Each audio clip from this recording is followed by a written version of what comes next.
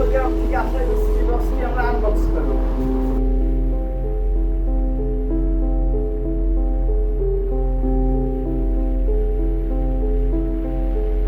যার সব ভিডিও হচ্ছে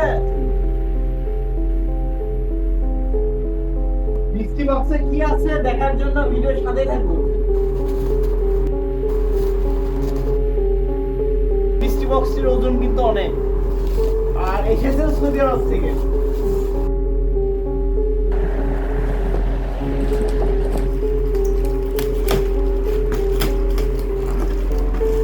আবার গিয়ে বসে পড়ুন আপনি।